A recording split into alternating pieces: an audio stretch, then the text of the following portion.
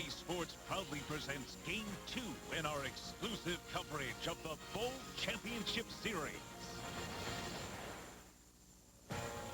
In the state of Florida, football is king. For decades, a battle has raged between Florida State and Miami to decide which university. Their rivalry has produced some of college football's most memorable finishes. It's up. Gets it to the right for the win. He missed it. Wide left. Recently, the victory pendulum has swung back to the side of the Canes, who've taken 4 straight from the Noles, including a victory earlier this season.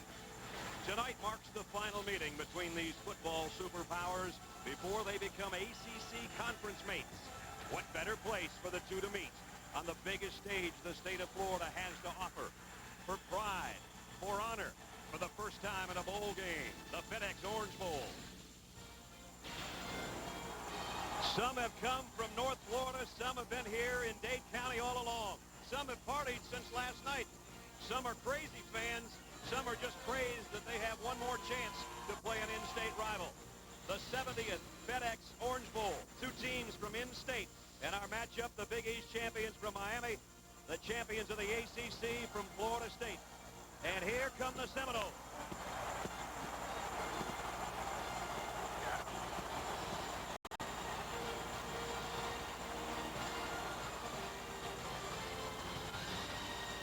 Bobby Bowden has won 18 games for these guys in the garnet and gold, going for number 19 tonight in a familiar location.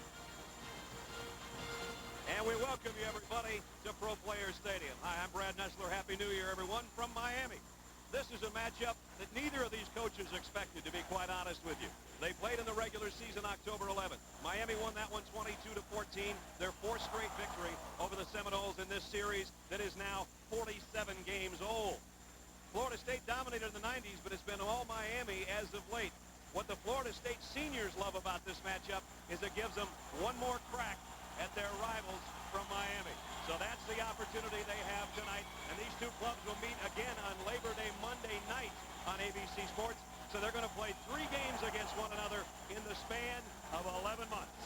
Miami's the first school to play in every BCS Bowl. And here come the Canes.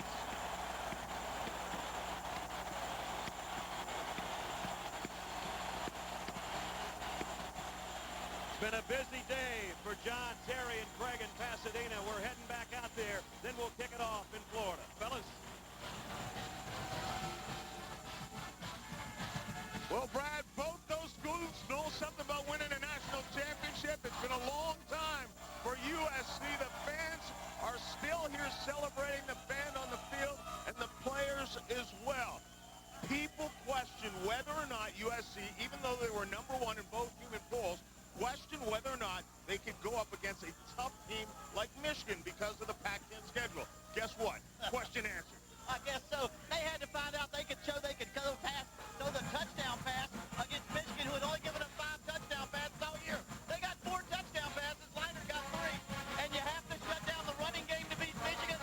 Less than 50 yards rushing. And you know what? They're going to be number 1 this year, and they're going to be number 1 starting next year because they're all freshmen and sophomores. Band ain't bad either, are they?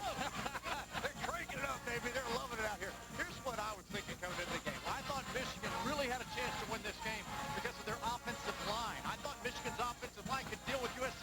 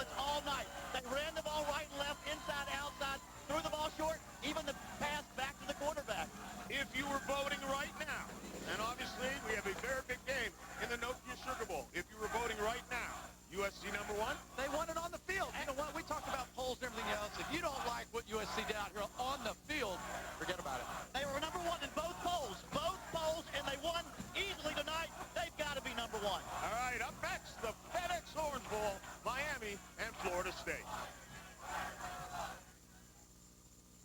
The Built for Tough pregame report brought to you by the next Ford F-150.